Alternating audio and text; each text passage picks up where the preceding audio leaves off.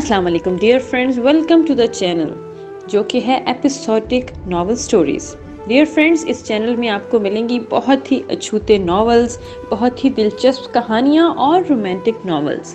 سو ہمارے ساتھ رہیے، اور اس سے پہلے کہ ہم اپنی کہانی کا آغاز کریں، اس چینل کو لائک کر دیں، اس چینل کو سبسکرائب کر کے بیل کا آئیکن ضرور پریس کر دیجیے گا تاکہ ہمارے چینل سے آنے والے ہر نیو نوٹیفیکیشن کی خبر سب سے پہلے آپ کو ملے۔ ضدی عشق، اور اس کی کس نمبر ہے 13۔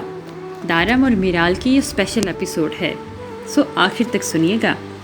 میرال گھر آ چکی تھی اور اس کی طبیعت اب بہتر تھی۔ اس کے سر کی چوٹ بھی ٹھیک ہو گئی تھی اور وہ کمرے میں سو رہی تھی کیونکہ اس کا سر درد شدید بڑھ رہا تھا۔ دارم اس کے لیے سوپ بنا رہا تھا اور ایک گارڈ اس نے میرال کے پاس چھوڑا ہوا تھا تو جو میرال کے اٹھنے پر دارم کو بتائے گا، اور وہ سوپ بنانے میں مصروف تھا۔ میرال کی آنکھ کھلی اور کمرے میں خود کو اکیلے پایا۔ دارم! میرال اسے پکارنے لگی اور گارڈ جو کمرے کے باہر موجود تھا میرال کی آواز سن کر نیچے کی طرف بڑھا۔ سر، میڈم جاگ گئی ہیں، گارڈ نے بتایا، اور دارم نے اس کی طرف دیکھا اور سوپ کو وہاں چھوڑتا فروٹس ڈش تھامے اوپر کی طرف بڑھ گیا۔ وہ کمرے کا لاک کھول کر اندر داخل ہوا اور میرال کو دیکھ کر مسکرایا۔ کیسی ہے اب طبیعت؟ دارم اس سے پوچھنے لگا۔ بہتر ہے، وہ اسے دیکھتے ہوئے جواب دینے لگی۔ سر درد ٹھیک ہوا؟ وہ نرم لہجے میں اس کے پاس آ کر پوچھنے لگا۔ تھوڑا سا، میرال نے بتایا، جس پر وہ اسے دیکھنے لگا۔ فریش ہو جاؤ اور کچھ کھا لو، صبح سے کچھ نہیں کھایا، طبیعت اور بھی خراب ہو سکتی ہے، وہ اسے بولا، اور میرال اس بات میں سر ہلا کر اٹھی اور باتھ روم کی طرف بڑھ گئی اور دارم اسے جاتا دیکھنے لگا۔ اس کے جانے کے بعد دارم نے میرال کے لیے فروٹس کاٹنا شروع کر دیے۔ کچھ دیر بعد میرال فریش ہو کر باہر آئی اور دارم کے مقابل بیٹھ گئی۔ چلو کھاؤ، سارا ختم کرنا ہے، اس کے بعد دودھ بھی پینا ہے۔ دارم اسے حکم صادر کرنے لگا۔ دودھ؟ میں نہیں پی رہی دودھ۔ میرال سیب میں منہ ڈالے اسے دیکھتے ہوئے کہنے لگی۔ دودھ تو لینا ہے، تم بہت کمزور ہو گئی ہو، ڈاکٹر نے کہا ہے تمہاری صحت کے لیے دودھ بہت اچھا ہے۔ دارم اسے بتانے لگا اور میرال منہ بنا کر اسے دیکھنے لگی۔ اب جسے نہ پسند ہو دودھ تو وہ منہ بنائے کہنے لگی تو اسے اپنی صحت کے لیے پینا چاہیے۔ دارم اسے بتانے لگا اور میرال فروٹس کھانے میں مصروف ہوگی۔ فروٹس کھانے کے بعد دارم نے اسے زبردستی دودھ پلایا اور جو وہ ناک پر انگلی رکھے ایک ہی گھونٹ میں پی گئی۔ وہ اس طرح کرتے ہوئے حد سے زیادہ کیوٹ لگ رہی تھی اور دارم اس کے چہرے کے اظہارات دیکھ کر مسکرانے لگا۔ گڈ گرل، وہ مسکراتے ہوئے کہتے ساتھ دودھ والا گلاس سائڈ پر رکھ گیا اور میرال اسے دیکھنے لگی اور پھر خود کو اس وقت دنیا کی خوش قسمت ترین لڑکی سمجھ رہی تھی۔ کن لفظوں میں کروں بیاں اہمیت میں تیری، بن تیری میں ہمیشہ نامکمل سی رہتی ہوں۔ ایسے کیا دیکھ رہی ہو؟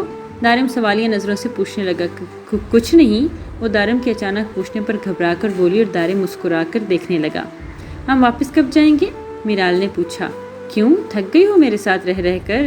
دارم تنگ کرتے ہوئے کہنے لگا۔ نہیں، گھر والوں کی یاد آ رہی ہے، بس اس لیے، میرال بتانے لگی۔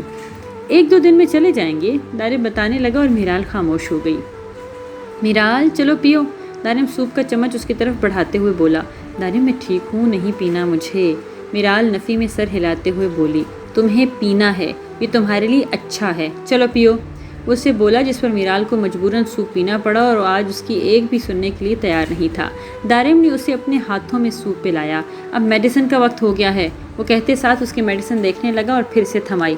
یہ ساری کھانی ہے، وہ 4 ٹیبلٹس دیتے ہوئے کہنے لگا اور میرال اسے دیکھ رہی تھی۔ چلو کھاؤ، دارم اسے کہنے لگا اور میرال منہ بنائے کھا گئی اور فوراً پیا۔ میرال کافی بہتر ہو گئی ہے، دارم نے اس کا خیال ہی اتنا رکھا تھا۔ دارم مجھے نیچے جانا ہے لان میں، میرال اسے دیکھتے ہوئے کہنے لگی۔ ٹھنڈ لگ جائے گی، پھر بیمار ہو جائے گی، اس لیے نہیں، دارم اسے بتانے لگا۔ میں شال پہن لیتی ہوں، کوٹ بھی، وہ معصومیت سے بولی اور دارم اسے غصے سے دیکھنے لگ گیا، مگر میرال معصوم شکل بنائے اسی کو دیکھ رہی تھی اور میرال کا معصوم چہرہ دیکھ کر دارم کا تو غصہ ہی ہار گیا۔ کرو، اس سے بولا، جس پر میرال خوشی سے وارڈروب سے شال اور پھر جیکٹ نکالنے لگی۔ دارم نے اسے دیکھا۔ چلیں اب، میرال اسے دیکھتے ہوئے کہنے لگی اور دارم اس بات میں سر ہلا گیا۔ دارم اور وہ دونوں لان میں چل رہے تھے۔ کیسا لگا سوئٹزرلینڈ؟ دارم اس کا ہاتھ تھامے پوچھنے لگا اور میرال نے اسے دیکھا۔ پیارا تو بہت ہے، مگر بہت زیادہ ٹریجڈیز ہوئی ہیں، وہ اس کے ساتھ چلتے ہوئے بتانے لگی اور دارم مسکرایا۔ ٹھنڈ کی وجہ سے میرال کی ناک ریڈ ہو گئی تھی جو دارم دیکھ کر مسکرایا اور وہ اس وقت بالوں کو جوڑی کی شکل میں قید کیے جیکٹ پہنے خود کو شال سے ڈھکے بے حد پیاری لگ رہی تھی۔ دارم نے اس کا ہاتھ اپنی جانب کیا اور اس کے خوبصورت شفاف ہاتھ پر اپنے ہونٹوں کا لمس محسوس کروایا۔ میرال کی ہارٹ بیٹ مس ہوئی، دارم مسکرایا اور اسے دیکھنے لگا۔ ایسے کیا دیکھ رہے ہیں؟